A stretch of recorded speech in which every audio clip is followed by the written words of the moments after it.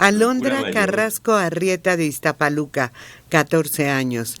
Quiero que, por favor, feliciten a mi papá Rogelio Carrasco Sánchez, porque hoy cumple 51 años.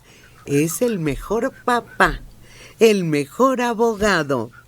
Felices 51 años. Es mi ejemplo a seguir. Lo quiero mucho. Muchas felicidades. Don Rogelio, muchas felicidades. Un abrazo muy cordial y que siga siendo un ejemplo para su hija. Felicidades por ese hijo. Es hija. ¿Hija? Por esa hija. Sí, felicidades hija. por esa hija. Ya tener el a los 14 años, reconocer al papá es una hazaña. Sí. ¿Qué es la edad cuando te odian? ¿Cuándo empieza el odio, Alejandro, y cuándo se quita? ¿O sí se quita? Sí, ya, o sea, pues lo que mi mamá llamaba la edad de la punzada. Ajá. Como entre los 13 y los 18 más o menos. Odio. Que así que, sí, o sea, que ves a tu papá, a tus papás y los menosprecias, no les hablas, les volteas la cara. Y eso sí es el menor grado, ¿no? Porque son los que se escapan de la casa, entran en una serie de desastres, que si la fiesta, que si la borrachera, a pesar de que sean menores de edad. Pues es de edad difícil. Por eso adolescencia, si no me equivoco, Dora, viene de adolecer, ¿no? De ese término. O sea, yo me acuerdo, por ejemplo, sobre todo Santiago, o sea, si era así, cualquier cosa que yo decía me ponía cara de estás tonto, por decirlo decentemente, ¿no? No me lo decía, pero me ponía cara así de todo, me cuestionaba, todo. Incluso los datos históricos. Ahí estaba grave. Entonces, ya ven cómo ustedes le hacen a este gobierno, Dora. No es lo mismo. La adolescencia se supera.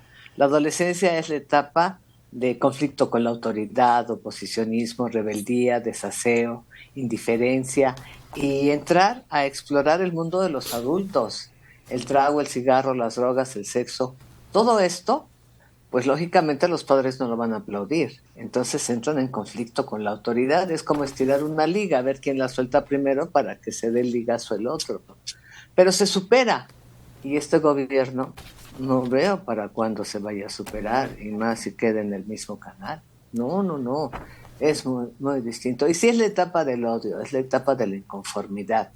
Pero después entras a ese lugar maravilloso que se llama juventud madura y comienzas a ver que tu padre y tu madre no eran tan malos, que tenían razón, y empiezas a asomarte al mundo de los adultos en serio, en la universidad o con un compromiso ya.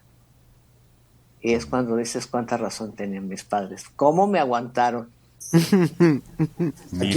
Aquí entre nos, en mi sección de confesiones de la familia Rosas, A ver. yo comencé a ser persona para mi papá cuando me casé. ¿Cómo? Siempre nos llevábamos bien, pero era así como distante. En el momento en que me casé, que tenía 26, casi 27, entonces ya me empezó a ver como, wow, mi hijo ya vive solo, se casó. O sea, ya era una persona con la cual se podía, o él podía platicar ya de tú a tú, ¿no?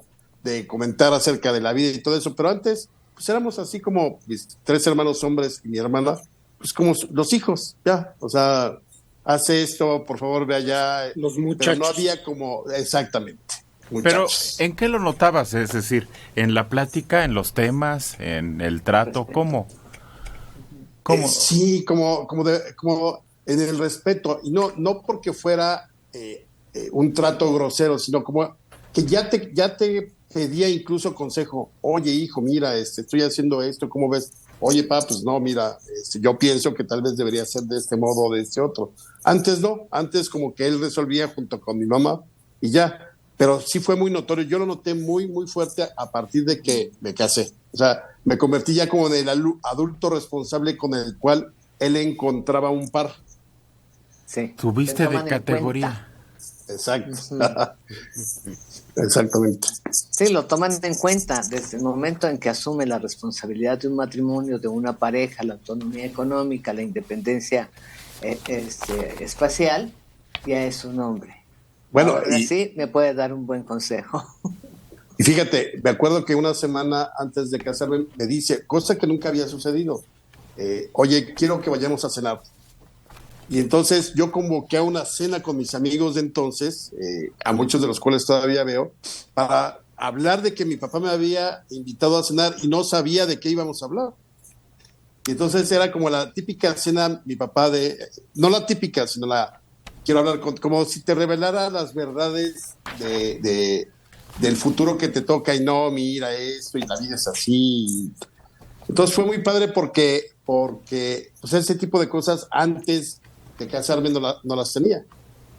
¿Y qué te dijo pues en la cena? Eso así de, mira, la vida no es tan fácil, tienes que echarle ganas, tienes que poner interés aquí, tus hijos, tu familia, etcétera. En general, muy, muy agradable, ¿eh? O sea, pero fue para mí rarísimo porque nunca antes habíamos ido así como de hombre a hombre a tener una charla. Fíjate, de repente creció del niño Alejandro al hombre Alejandro. ¿Ya vivías afuera antes de casarte? ¿Ya vivías por tu parte? Yo sí fui hijo de familia y salí de mi casa con mi tele a vivir solo. Pero ya para casarme, o sea, yo no viví solo antes de casado.